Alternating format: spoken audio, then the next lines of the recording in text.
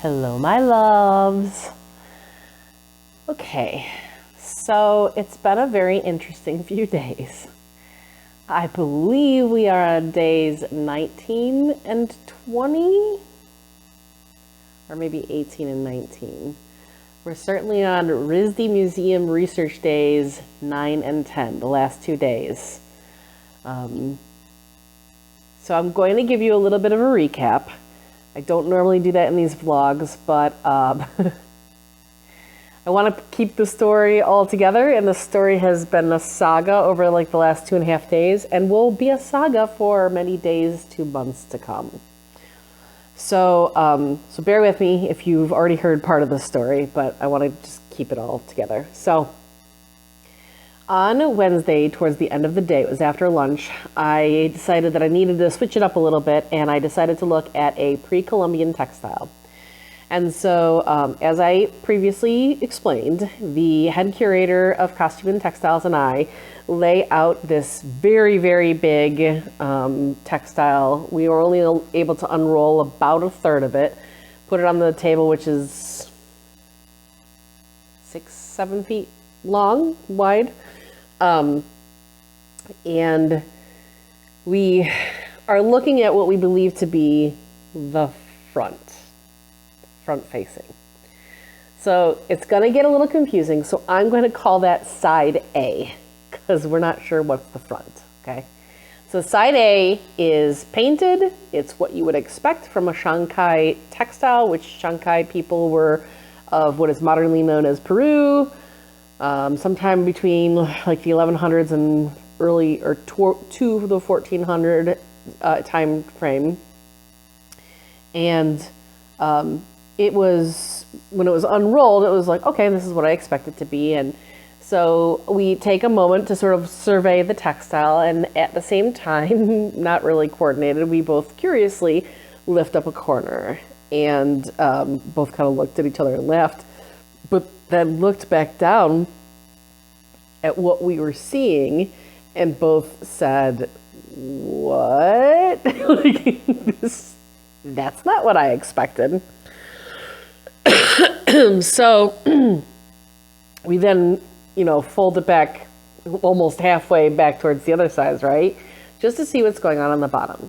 And so what we're seeing on side B, or what we would initially have described as the underside of the textile, it looked like at some point an artisan had very quickly, with a dye or paint, I'm not sure, sort of sketched out, loosely sketched out, where they wanted all these various motifs to go. And so we're like, oh, that's kind of interesting, and we're looking at it like, wow, what a shame, because this textile is huge. So just, if you imagine like the amount of work it would have taken to sketch out what we think was the whole textile, it just seemed like a shame to have lost all that work, or that they changed their mind or whatever. So as we're looking at it, we're about looking at it for about 2 to 3 minutes. And so at this point, I have surveyed in my studies over 135 textiles. More, I think we're at 29 or 30 of which have been Peruvian or Chilean, somewhere in that geographic area, pre-Columbian. So I've seen many, many, many painted textiles. And until Wednesday, I would tell you that there is no evidence. There's no clues, nothing except for the existence of estampaderas and cellos, for which we do not know what their purpose was. There is no textile evidence that demonstrates that any kind of printing on textiles ever occurred.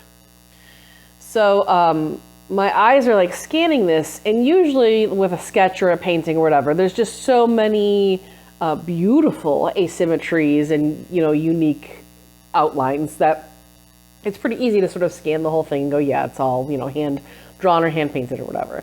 And the majority of this that we were seeing was hand drawn, but there were some very, very faded images on there that, as my eyes were scanning over, I'm like, that is a lot of symmetry and repeated spacing with an accuracy to which either it's extremely good craftsmanship or print or some kind of reproduction has occurred on that, a manual reproduction.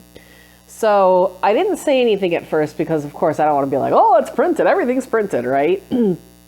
But I finally said, I think that this, like they're very hard, they're very faded, okay?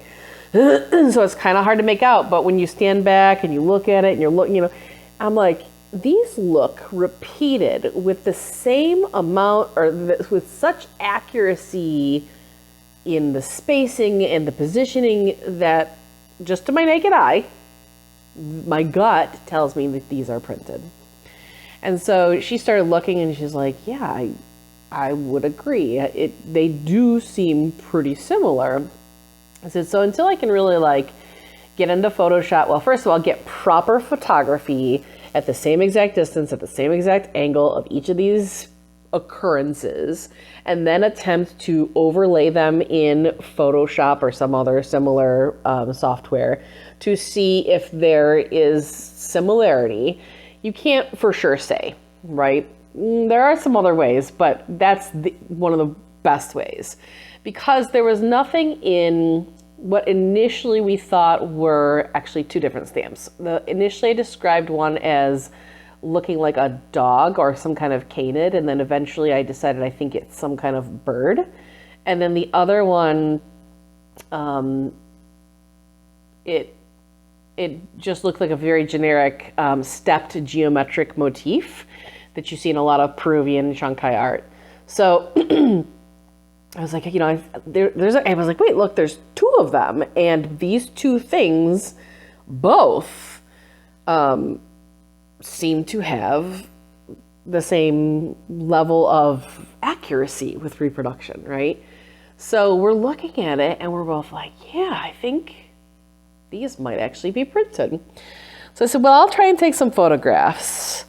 And I'll try not to get too ahead of myself. So I'm going to focus on side A, or the front side of the textile. And then by the end of the day, hopefully I'll have finished, or well before the end of the day, I'll finish that. And then we'll flip it over. And then I'll start just taking a look at the back side, because all of the textile that we could see for which we had unrolled, there was the sketching. So it was like, well, kind of curious if they ever like stopped or what happens. Because actually, I think either earlier in the day or the day before, I had seen a textile from Peru that the artisan just didn't finish. Like, you can see where they kind of left off. And it's sad, but it's kind of cool too, because you also get a sense of their workflow and what they were doing and how it was organized. I'm like, oh, okay, this is how they were doing it. So, so I do my research on side A, do all my standard stuff, and then it's actually towards the end of the day. So I say, okay, it's like maybe 20 minutes before the end of the day. And I was like, all right, let's flip this over so it's ready for first thing in the morning. And then I'll just take some peripheral notes and maybe some photographs and whatever. And so we flip it over and we're able to unroll it the full length of the table. And remember, we'd only seen about like half the length of the table, because when we saw it, we folded it back to the other end. And when we do that, there are what initially I think are some more prints that are much darker and more well-defined. And so we both go over right away. And then there's also like, so the artisan had like sketched some things, but at one point on the end of it, the artisan actually started to like fill in, I don't want to say doodle, that's maybe not the right thing, but they started to fill in what it looked like they were intending to do with this one section, right? So, so we flip it over and we see two more prominent prints, and then we see actually a little bit of like a section filled, and we're like, oh, okay, that's kind of cool to see what they were going to do with that. So fast forward that Wednesday evening, I come to you with my vlog and I say, this is what's happening, and I think that I really need to pivot, because if it is a print, and if this can be reliably dated, or that there are no red flags, or if some way it can be authenticated, this would be the first and only extant piece from pre-Columbian South America, certainly from Peru, that is printed and not painted, which is huge. It's a game changer. It forces us to change how we're thinking about things. And now there can be a bigger conversation about whether or not estampateros and celos had anything to do with painted and printed textiles. As of Wednesday night, I would have said, no, I still don't think that, certainly not any of the cellos, which are like those cylinder rolls where it's just like ongoing motif, but maybe some of the estampaderos, which are more like stamps, because clearly that's what I thought I was seeing on Wednesday night. So I come to you, I talk to Walter, I get some advice, and I say I'm going to talk to the curator on Thursday morning. This is the assistant curator on Thursday. Wednesday evening had been the head curator. And I'm going to see what the assistant curator thinks. She thinks I should pivot and just spend my last 2 days on this textile or not. Excuse me. Ugh, excuse me. So I go in on Thursday morning. That's day 9. And I say, okay, this is what's going on. We flip this over. Let me show you what we see underneath. And of course, she's like, oh my gosh, this is incredible. And then when I explained to her the potential significance. Now listen, boys and girls, don't go writing book reports and saying, Tanya says printed textiles are definitely a thing. Don't go telling people it's a sure thing, because there are many, many, many what are they, stokes in the fire? There's many things in the hopper that have to happen before we can say anything definitively, okay? Again, you guys are getting the hot, juicy potential tea, potential space tea. But I don't know, okay? So I explained to her Thursday morning, I go, I still have 17 textiles. It's a shame to not see them. I would love to come back and be like, oh, of course, you're welcome back anytime. And then I said, so my thinking is I need to pivot today and tomorrow unless this is basically the extent of the sketch, and when we enroll, there's nothing more. I think I need to spend today and tomorrow doing everything I can to measure, to attempt to document, to look for clues about whether or not it is actually printed versus painted. And she goes, yeah, 100%, you need to do that. Okay. So I spent the first part of the morning taking all kinds of pictures with my Canon DSLR. So that's like a digital, it's got the different lenses, and I'm doing the best I can. Now the challenge is, okay, here's where we're running into some hiccups, and then here's where it gets very interesting. So side A, the painted front side of the textile. Every single inch is painted. There is nothing left unpainted, okay? So when you paint, imagine you're painting with dyes, okay? Or very watery paints. There's a decent amount of seepage that happens. And sometimes on the flip side of a textile, you can just barely see it where the warp and the wefts are crossing each other. You can see little glimpses of the color. And then sometimes like a lot of the color seeps through in between the warp and the weft. And then you get like these blobs, or you get just much, much darker areas where there's a whole bunch of seeping across all the warps and wefts. So the challenge in looking at side B is trying to differentiate what we're actually seeing that was put on side B versus what was painted on side A and has seeped through to side B. See what I'm saying? So that this is part of our challenge. So that is one part of the challenge. The second part of the challenge is this Textile Study Center. As you may or may not know, when you're studying textiles, as much as possible, you want to minimize how much light, whether natural or artificial, you have on any textile, because there is something called light fastness, or it's related to color fastness if you're familiar with these things. But the light fastness is how quickly will a color fade with exposure to light, okay? So certain dyes, like they're super like they're gonna stay light. They're light fast. There are others that are like, yeah, they're gonna fade real quick. So the lights in this textile study center are not super bright lights. Okay. There are also multiple lights from different angles that you can turn off and turn on. And so unfortunately, trying to get directly above, for example, one of these prints or motifs to take a picture of this from exactly above as parallel with the fabric as possible so that you can like do that in multiple places and then overlay to establish whether these are prints. We're getting like 17 different shadows from the lights above. So I'm having the darndest time. And then I'm like, well, maybe I'll just cast like one big shadow by like looming over it. It's not working well, okay? So then we're like, well, maybe we have to call in the professional photographers and have them take multiple pictures to then attempt to verify that these are prints. So then I moved to taking measurements. Again, the challenge is trying to decipher and differentiate between what is coming through from the bottom, which were different colors than what appeared to be the main color with which the artisan sketched side B. So a lot of times it's easy to tell when you're looking at it in person, but then when you take like a photograph of it, it's like, it's a nightmare. It's a very, very challenging piece, and it's unlike any other piece because any other piece I've ever studied, the backside was blank, right? So it was really easy to tell what originated where. So I get done with the first third of the textile, and it is, I'm trying to remember if it was right before lunch or right after lunch.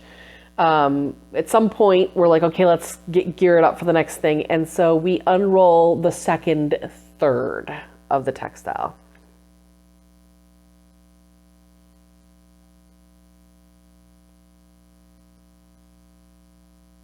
Trying not to cry because it was a very exciting moment. So I'm actually not looking in the direction of the textile as it's unrolling because I'm looking off to the right, trying to make sure that something is not going to fall and that it's in the right place. And the assistant curator is on the opposite side of the textile unrolling with me. And so she's looking in the opposite direction as we're trying to get this on the table. And so she sees it first. And she says, oh my gosh, Tanya, you're not going to believe this. And then some of it was actually, because there's like tissue that is usually above and below. And so you got to like pull. So she could see through the tissue, whereas from my perspective, I could not. And so she goes, look, you have to see this. So we get it laid down. So we're on like the second full table of it, right? And she pulls back the tissue paper. And right in the middle of the textile, the artisan had what appeared to be painted over where the stamps were and painted it like in its full glory, what it was intended to be. It was really pretty. And really shocking because we both looked at each other like, wait. We're processing now, right? Were they printing their textile to get like guides set up for where their motifs were going to be and then hand painting over it? And does that mean that this was a regular practice? Does this mean that every time we were looking at a painted textile, or at least a painted textile with smaller motifs that would have been achievable relatively easily with these hand stamps, that they've been printed all along, we just never knew it because the print was always hand painted over? It's possible. It may have been a not practiced very frequently at all. It could have been practiced every single time. Generally speaking, there's no way for us to know because these hand sketches were so light and so, we'll say dainty, like they wouldn't have seeped back into the other side of the textile. And of course, I'm immediately thinking back to like the other 30 textiles that I've seen, which anytime I was able to flip it over, excuse me, and see the other side, I did. And I also photographed it for the host. I'm like, I need to go back home and look at my hard drive and look at every single back of the textile that I can for any painted textiles. But all of a sudden, I'm like, have we been looking at this all wrong? Have we been thinking about this and thinking, why would you print to then paint over? But we have evidence of other cultures printing to embroider over, or printing to possibly spangle over or bead over. We know that there are times where it was printed to then act as a guide for gilding. This is not that far out of the realm of possibility now that it's introduced, right? Of course, I hadn't thought about it sooner. But I just had this moment where I'm like, if this is real, if this is authenticated, and in fact Shanghai or even pre-Columbian Peruvian, whatever culture of people and time frame, this changes.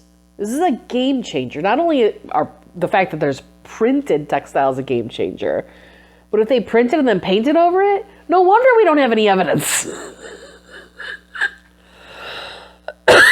No wonder we have all these celos and estampaderos and then no evidence of it ever being used on textiles. It doesn't negate the possibility that those things were also used for possibly ceramics or for body decoration, or in the instance of a third and separate thing called pintaderos, which were actually used to like print on like little seals as a form of an economic trade receipt, right? That was in the Canary Islands only, as far as we know.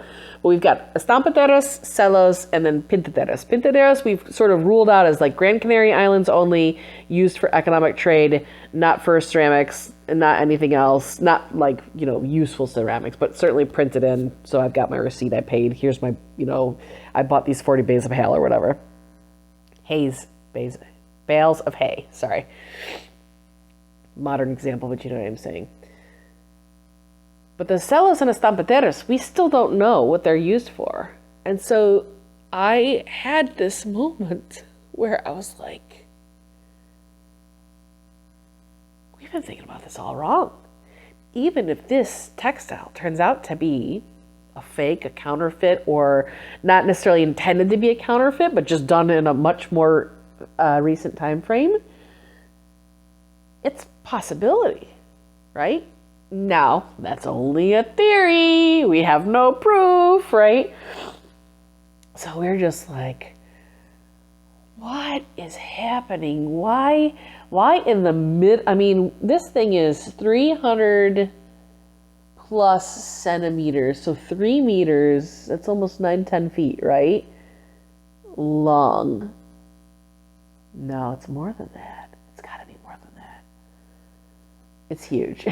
Anyways, what in the middle, smack dab, did you just randomly like paint in some motifs to see how to work? The other weird thing is the way that it is painted. They are not solid colors. They are marbled in a fashion, which is not a Peruvian practice, motif, anything. But as I started investigating, it actually looked like what appeared to be marbled wasn't intended that way. It looks like, I can't prove it, okay, but my gut and looking at how the pigments are laying on each other, very difficult because we've got a light brown, we've got a dark brown, and we've got a red. And the dark brown and the red come from side A, and they definitely have bled through to side B quite a bit.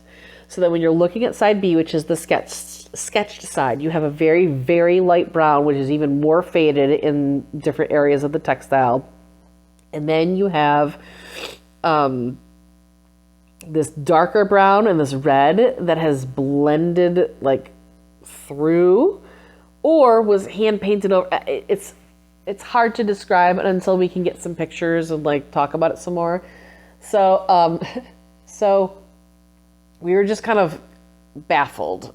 And if you remember, I talked about one of the motifs were these circles that I had said, kind of not jokingly, but like the only time you really see circles, or at least my first thought was when it's plangy, which is tie-dyed, where they tie the end of a piece of fabric and then the very middle of the fabric is coming out, and then when they take the tie out of the off of the cloth, the middle, which was sticking out, of course, is a little dot, and then there's this area around it, which is the ground fabric, the natural color, and then the rest of it. So you get basically like these circles with a little dot in the middle. So I call that plangy, although that is an Indonesian term, but it is, for whatever reason, also often used to describe Peruvian tie-dyed or wrap-dyed. That's not the right term.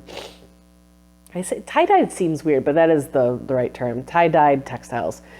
So that is what we saw, actually. The artisan painted in the circles to look like little plangy circles. So we're like, okay, that was a really good guess. What was also interesting, and at some point I'll be able to share this, but I had sort of guessed when we were looking only the first third. I was looking at the two motifs, and I was doing my best to sketch what I thought what I was seeing by looking at all of the various prints to then piece together, because most of them were very dark on the top, were very dark around what I would describe as the head, and then mostly dark through the first part of the other wing, and then you lose the bottom of the bird and you lose the tail of the bird. So I was sketching from multiple impressions what I thought I was seeing of the bird and what I thought I was seeing of the geometric stepped motif that I told you about. And then at one point I said, there's a third motif here, and I cannot tell what it is exactly, but it looks like a robot man. That's what I kept joking. It looks like a robot man. And so I sketched out the three motifs as best as I could when I could only see the first third. And then when we unrolled the second third, all of a sudden we had the two darker imprints of the bird. And then we had a painted stepped motif, and we had a painted robot man, which was actually a little bit different. It was another stepped motif with a serpentine kind of thing going on. So it's kind of funny to see like what I was thinking I was seeing versus what it ended up being, or at least what the artisan intended, because we could actually see. That was the other cool.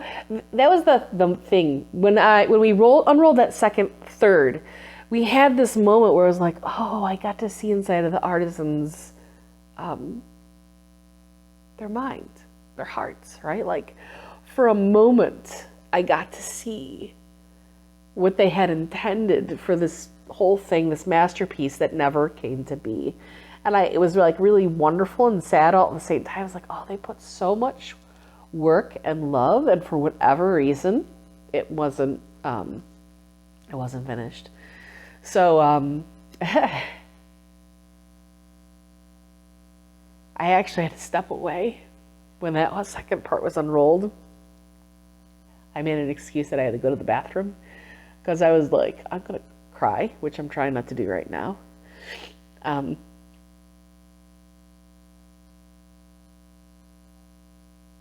I had this moment where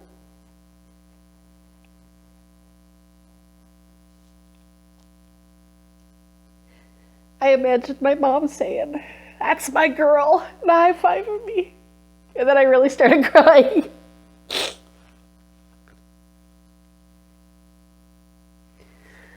So it was very emotional. And the very practical, logical person is like, why are you crying over these textiles? I would be making fun of me, not anybody else but me, for doing this. And I am in my head like chastising myself for crying over this. But there was just this, it was so overwhelming to like have this moment to be transported back centuries ago, possibly, into this artisan's sketchbook in terms of like this dream textile that was massive. It would have been a huge undertaking, and how beautiful it would have been. And Sorry. I'm sniffling a lot. So I was like, all right, pull it together. We ain't got time for this. We do not, there's no crying in textiles. So I came back from going to the bathroom and I got back to sketching and trying my best to take pictures and trying my best to like take some kind of measurements of, because there were still more prints that we could see on the second third of the fabric. By the end of that day, Thursday, day 9, I did say to the assistant curator, I'm like, we got to unroll just the last bit. Even if we see that there's nothing, I need to see if there's anything, because I don't know if I can take another surprise like this. I don't know if my heart can take it. So it was actually basically like 2.5 lengths of the table.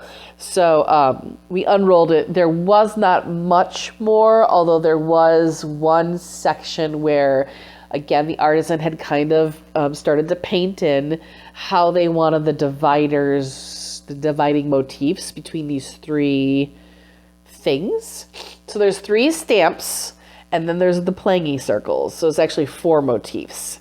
And the 4 motifs are all through stepped, very standard Peruvian motif. So basically this thing of diagonals, so there's the 4 motifs that just keep repeating. Sorry for crying.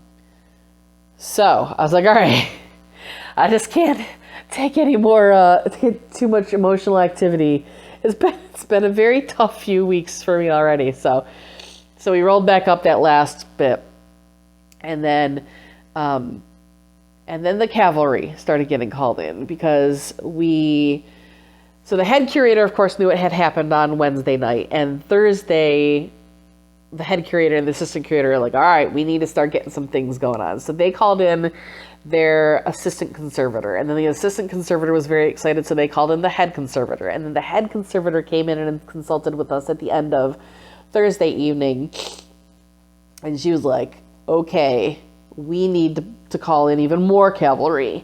So messages got sent out, or will be sent out, to a variety of other colleges and nearby institutions.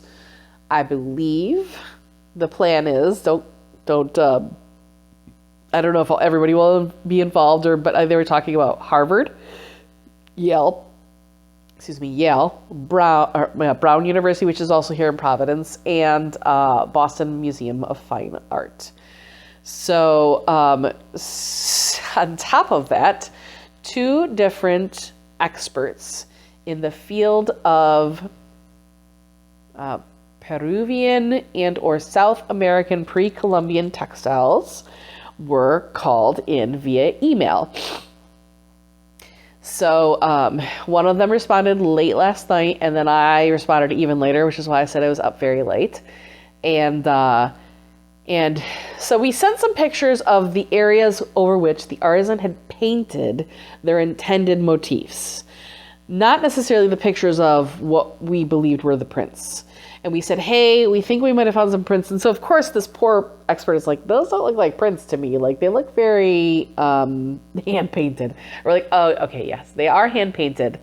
There's other things. We can't get very good photographs, but we're actually more so asking not whether or not you think these are prints, but more so about whether or not these motifs are consistent with other Peruvian textiles, particularly from this time frame, which it has been cited to be from. And if you know of any comparable textiles that have similar motifs.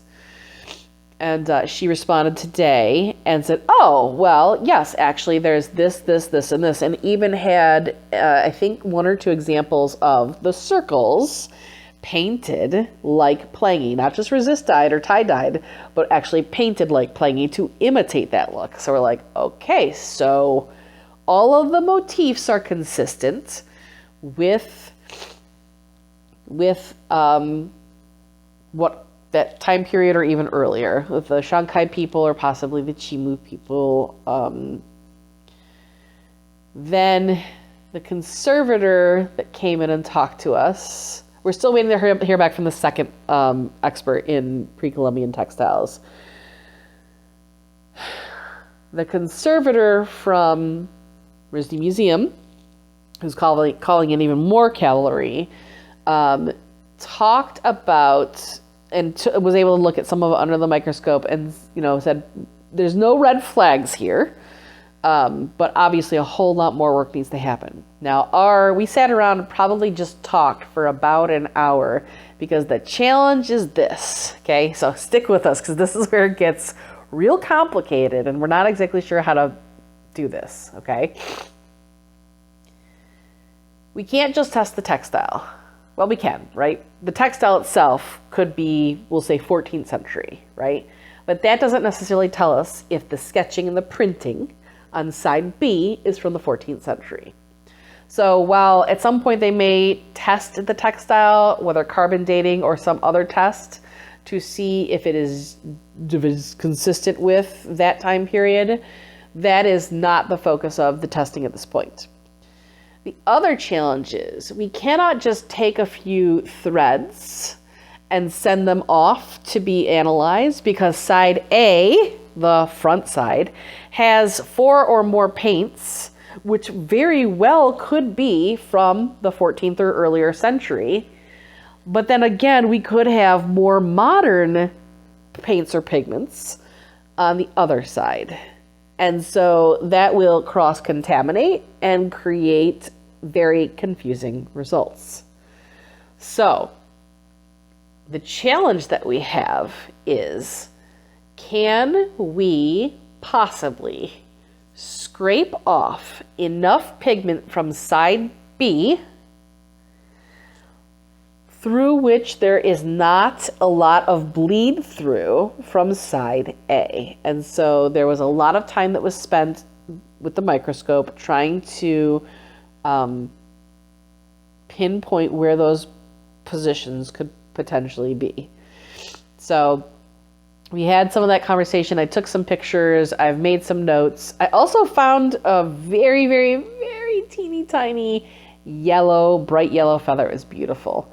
I mean, it was like you could not see it to the eye. It was very interesting. So, so the feather might get tested, but the feather still doesn't tell us anything about whether or not something was printed, nor does it tell us if it was printed when those pigments were applied.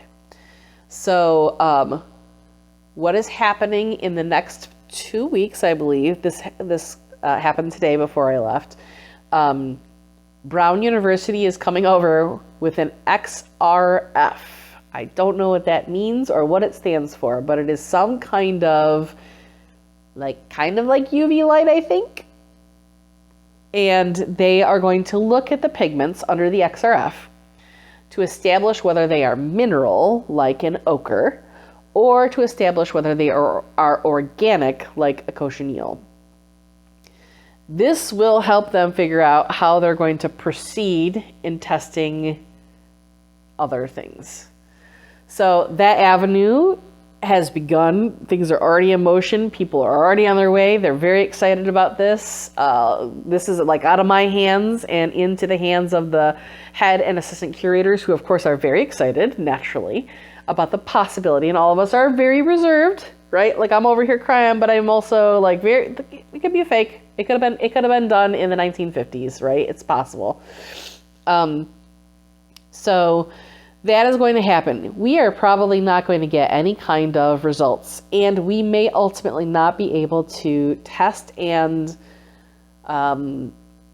isolate the pigments from side B enough. Although I was very surprised when we talked to the conservator. We said, well, so how much exactly do you need for carbon dating and for truly analyzing it? And she's like, about the size of a dot of a period on a standard 8.5 by 11 at 12 point. We're like, that's it? Like I remember, and obviously I'm very old, but I remember like you needed like an inch by inch and you had to have a big old swatch. It was very, very destructive. The textile, she's like, no, technology has definitely advanced. But the challenge is, can we get enough pigment that is not tainted by the other side? And we're for sure that it's from side B and not from side A. Now, the other exciting thing, when I took my photographs and when I looked at it under the microscope, when you paint a textile, remember we've got warps and wefts, right? So, again, super technical, here's your plain weave, right? When you paint a textile, we're just going to do it this way to make it easy. Usually the paint or the dye will go, over the warp, over the weft that's in between, right? It will cover all of the threads, especially if especially if it's like a broad section, right? Like you're not running out of paint on your paintbrush or running out of dye in your pigment brush. So when you print, think of it more like a kiss, right? So when you have your threads, you've got some that are on top and some that are on the bottom, right? So this one on top, right here, it's going to kiss. But then when it goes underneath, right in this divot right here, there's no kiss. But there's a kiss here and there's a kiss here. Does that make sense? I almost need to draw you something. So prints kiss. That's especially if there's not a ton of pigment on the block. If there's a ton of pigment on the block, then it looks a lot like painting. Sometimes you can't tell the difference. But it's a very clear thing when a print has kissed the top or the surface of the textile versus like paint just running across a bunch of things. It is different. Can't always tell the difference. But in all of those, what we believe to be manual reproductions, probably via a block, there are lots of evidence of kissing on the threads that were nearest to the surface with no kisses to the threads below, versus when they're painted, excuse me, when they're painted, everything got kissed. Everything is awash in the color. So today, towards the end of yesterday and today, I spent most of my day taking a million measurements, drawing lots of sketches, trying to map out where all the motifs went and where exactly in the textile are the points where there were, like, the artisan had actually painted what they had intended. And then also trying to map out where are some of the best places to possibly pull pigment from later. We also spent time, and I'm going to be very careful here, okay? Nobody's put a gag order on me. Nobody said I can't talk about any of this, but I think there is a prudence here. The Provenance, I'm in Providence, the Provenance, as I mentioned Wednesday, came from a dealer that did eventually have some legal issues. However, although those legal issues and calls into question, the accusations were of an integrity issue, none of the legal issues that I am aware of had to do with anybody saying that the items that the dealer were selling were not authentic. Okay, I'm sure this happens to any dealer, right? I'm sure there may be a thing or two where they're like, yeah, we don't think this is what you said it is. But it's not like the dealer was in trouble for selling fake counterfeit goods. That has never been the case. So while there are some issues with this is public knowledge. I'm not sharing anything that comes from the RISD Museum files. This is like on the internet, right? You can tell, you know who gifted it. You can search that person's name, and you can very easily find that they had legal charges against them, okay? So while they have had some problems, and they are an art dealer, technically none of the issues that are publicly known, and that I know about, even privately, have to do with them, anybody believing that they were intentionally dealing in counterfeit goods. Like, that's not the issue. Of course, it does make you wonder more about the provenance of this, and unfortunately, as with most things, there isn't very good, like, where did the dealer get it from? So I have reached out to the dealer, both via phone and email. I do not expect them to get back with me, and even if they do, I do not expect them to really remember much about this textile because it was quite some time ago. But that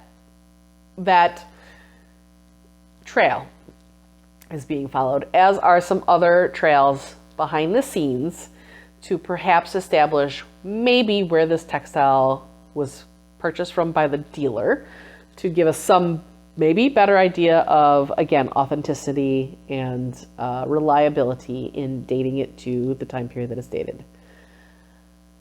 Okay, so I think that I have told you all that I am prepared to share at this point, that I feel is prudent to share, because, again, I don't want to put misinformation out there, and I don't want to be misquoted or have people say, oh, this is definitely a thing, because a lot of authentication has to happen and a lot of hoops have to be jumped through, and none of these answers are going to come quickly.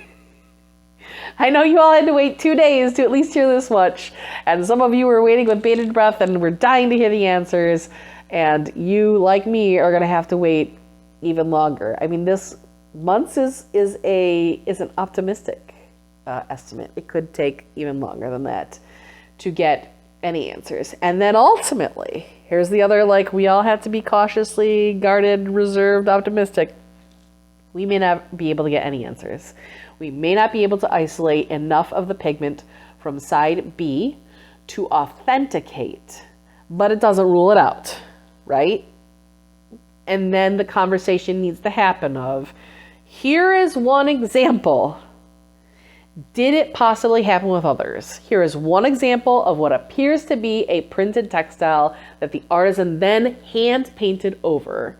Is it possible that other hand painted textiles from Peru, Chile, any other of those geographic areas in South America that were known to have, like Ecuador has a ton of estampaderos that I studied when I was at the Natural History Museum of Los Angeles County. So it opens possibilities and conversations. It is not a definitive anything, okay? But it is exciting. And my mom is high-fiving me, and my parents, you know, my family, everyone around is high-fiving. We're excited. But don't get your knickers in a twist, and don't cry. Don't cry over textiles. I don't know what that was all about. I got very emotional. I was trying my best not to do that either. I'm a sap when it comes to this kind of stuff. So that wrapped up my 2 weeks. I am invited to come back anytime. I will most likely be back at some point next year. There are some conversations about me having some greater roles in some fashion at RISD, even if it's temporarily. I'm not going to say much more than that. And then I don't want to leave Providence. It's a great town. I really love it. I leave tomorrow and I go to Brooklyn, and I'll be staying there, and I'll do 2 days at the Brooklyn Museum. I think I'm doing about a dozen textiles there. And then I don't know what's happening with the Met, and this is not a criticism. This is just me going, I don't know. So I thought I had secured 10 to 4 on Thursday and Friday of next week at the Met Museum, and we talked about me possibly trying to get through 10 to 12 textiles, or about 6 or so a day, 5 to 6 a day. And then today, somebody from the Met was like, okay, great, we'll see you next Thursday and Friday from 2 to 4 each day. And I was like, 2 hours? I thought we were talking about 10 to 4, not 2 to 4. So I don't know how that happened. I don't know what got screwed up. Maybe it's my fault. I don't know. I'm not criticizing. Don't come for me, Matt. I love you. I want to get back in again. But I'm just like, I sure hope I'm going to have more than 2 hours a day on 2 days in a row, because I'm really, really, really, really homesick. And it'll be frustrating to only get 2 hours on those 2 days. But I'm grateful that I'm being let in, and it also is a way to possibly open the door for future visits. So I'm just gonna take a moment, take a deep breath, take what I'm given with graciousness and appreciation, and then I come home next weekend. So you guys will not hear from me Saturday, Sunday, or Monday. I will check in with you after my first day at the Brooklyn Museum on Tuesday. Unless I'm just exhausted, in which case I'll at least check in on Wednesday and recap the entire Brooklyn Museum exhibit research. I'm excited to possibly see the Statue of Liberty. I have been to New York, the state, but I have not been to New York City. So I am excited to see the Statue of Liberty.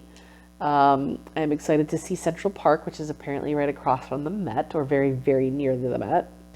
And I'm excited to try some almond ice, Italian ice. My friend Jason says I have to try some while I'm in Brooklyn, and he gave me the name of a place. So I'm excited to try that. And then I'm excited to come home. I'm lonely. I'm tired. I am grateful, and I'm not complaining. But I am looking forward to the natural conclusion to this and to going home. And also looking forward to going back to work. I miss grant writing. So, okay. It's a very long vlog, but it is my recap for RISD. Definitely my recap from the last 2.5 days. Wow. Just so overwhelmed with what these last 2.5 days have potentially meant for the field of printed and painted textiles, and really looking forward to finding out more, even if it doesn't end the way I hope it does. But certainly it has caused me to think differently about some things. So I will see you all next Tuesday. Bye.